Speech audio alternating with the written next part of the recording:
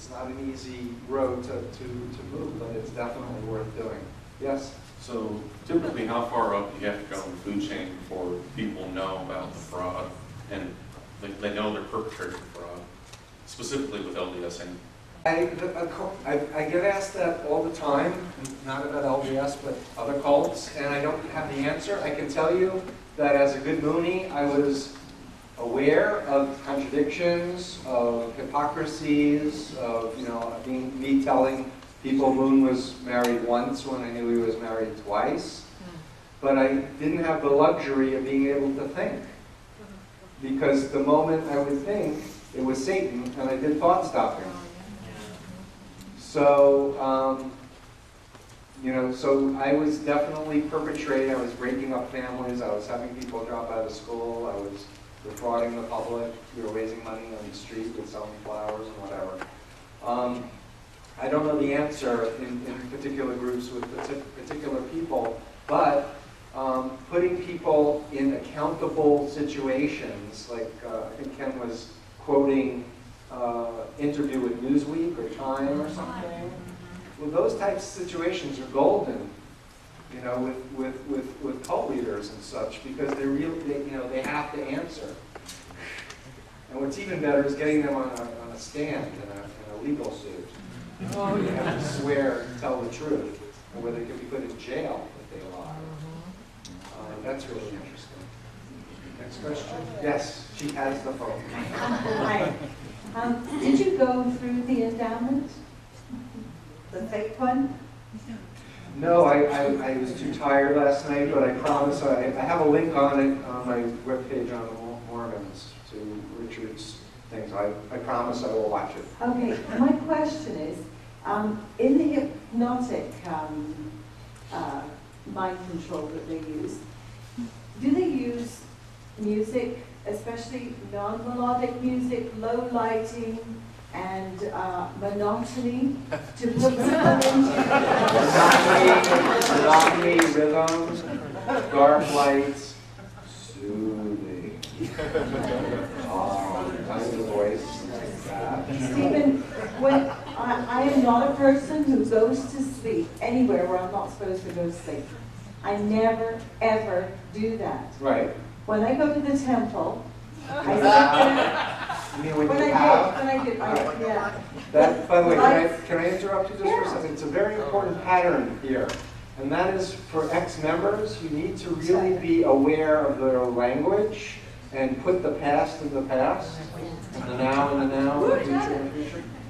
Go. Anyway, in the temple, as soon as those lights went down, I fight and fight to keep my eyes open. Sounds like Pavlov's dog. And you turn around, everything else in the room is... No, I mean in terms of a program conditioned response. Yeah. When I hear a description like that, if someone is automatically, without their will or volition, having a response, it's like ring. So, but the technique that I was saying before about you visualizing how you would want to behave, if you knew then what you know now, and go back into that scene, and instead of closing your eyes, going, wait a minute, this is hypnotic. I'm out of here.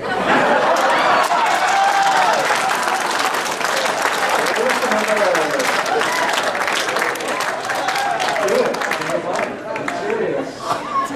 Think about key moments where you were this close to leaving, like a dozen times. Go through each moment. Only this time leave the way you would have wanted to leave. If you do then what you know now, you'll find yourself getting more and more solid and grounded instead of having this suppressed cult identity. Yes, back there.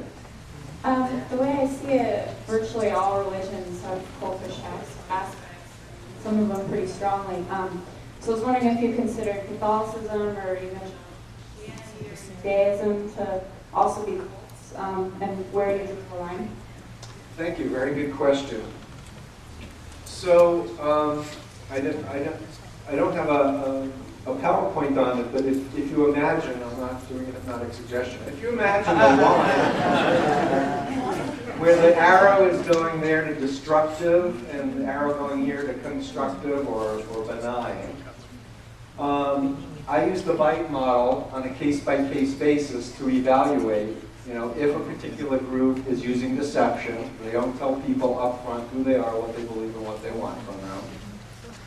And by the way, the Moonies do the milk before meat, draft too. That's what I was taught, that we don't tell people, because you can't feed an infant steak, it would choke, and you have to feed them what they can swallow, except that they were adults. And I was defrauding people, is what I was doing. But so for example, I have an allergy to anybody who says they have the truth with a capital T. Like I have an automatic allergy to it, but I have friends who are Orthodox, Christian ministers who know about cults and stuff. They've never tried to proselytize me. They never tried to make me feel like I was going to hell or whatever. They have always treated me with love and respect and such. And I do believe, so for example, an Orthodox Christian church, your mother's sick and is calling for you to go visit. In a cult, you go and ask for permission to go visit. In an Orthodox Christian church, you might go to your pastor or your minister and say, could you say a prayer? Because my mom's sick, and then you go. So I really, to be very explicit, I look at behaviors. What is a group doing? And to the extent that they're controlling information, the more it does, the more it goes to this destructive end. The less it does like this. The more there's a pyramid structure where there's someone at the top who's closer to God than everybody else, like the Pope or whatever, I have real problems with that. I have problems where if the Catholic Church says, don't read these books, or let's cover up all the priests' molestations. It's not good for the church. And it's just like a fundamental disconnect with what I know and believe to be basic, decency. Yes? Did I answer the question? No. She's next. Oh, sorry. Stand up. Okay, I was raised in the church, I was born and raised in it, and so I'm really aware of how much of the programming took place when I was very, very small. And now I have a 7-year-old, and I'm divorced, and I share him with my ex-husband, who is in church and takes him on his weekends. What can I do to protect my son and keep him from being raised and programmed? You share We share custody, and we have every other weekend. What can we do as parents to help? Number one, heal yourself. Yeah.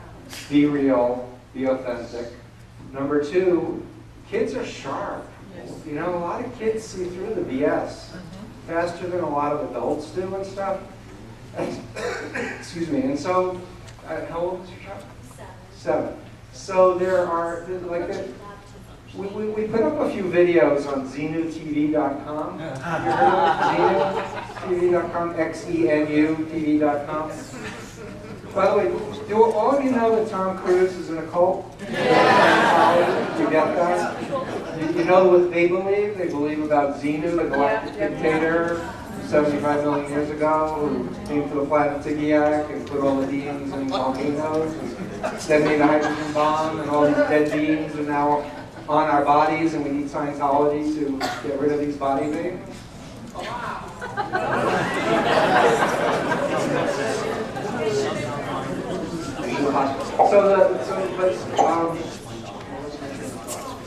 Small children. So on XenuTV.com, under general interest videos, there's videos like The Wave. Have you ever seen The Wave?